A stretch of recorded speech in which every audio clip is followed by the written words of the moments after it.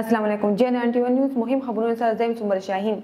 اولینی خبر تاسو ته درکو د چارسدي د مندني علاقې کې د پولیس او د شوکون کوونکو درمیان کې د رزو مقابله شوې ده چې د هغې ترمنځ دوه شوکي کوونکي مړه شوي دي او د رزو درمیان کې مقابله کې د هوایي فایرینګ شوی دی. د هغې په دوران کې یو لوکنام په نوم باندې ځوان چې دی هغه هم پکې مړ شوی دی او د هغې د کوم والده چې کوم مورجانې وه د هغې د هغه لاش راوړو د اسلام آباد موټروي ته او هغې احتجاج کولو او ویل چې زما دا زوی چې دی بې قصوره دی.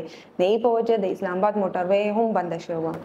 قدر کو تاسو بل خبره په سواد کې د قرآن مجید بے رحمتي د هغې د سوځېدو په جرم کې یو سلیمان په نوم باندې شخص دی چې هغه د هغه خلکو ویلي چې د قرآن مجید سوځولی دی نه په جرم کې هغه ټکولیم دی مړکړیم دی او ورته ګورم لګولې. هغه ځای پولیس مطابق دا کس چې کوم دی د مونږ د خلکو نه بچ کولو نو مونږ تاڼې ته بوتو خو تاڼې نه خلکو واغسته او اوچتې کو او ویټه کو او مړې کو. اوس راځو بل خبر ته. په خیبر پختونخوا کې د مذهب په نوم باندې د خلکو په لاسه قتل کېدو دا څلورم قتل شو.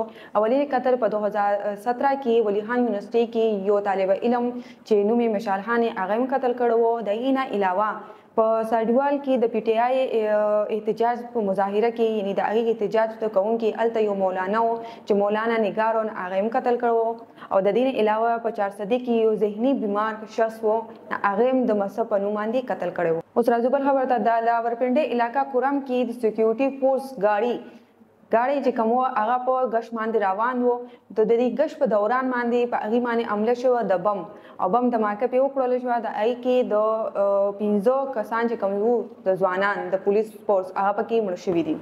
اوس راځو ټول اخري خبر ته. بټهیله کې د طاهر رحمان په نوم یو شخص چې کوم دی هغه په گاڑی کې کسانو له لیف ورکو خو ورته پته نه وه چې دا شوکي کوونکي دي. نه هغې کسانو ته 13,000 روپۍ واخیستلې چې هغه ته ځان بچ کولو کوشش کو نه یې پیټرول ورته کو او ویسودو.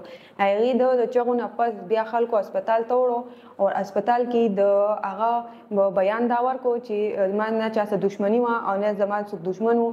هغې نه باوجود په هغې په ما باندې پیټرول واچول زه اوس وځولم او هغې نه بعد هغه ژوندی پاتې نه شو.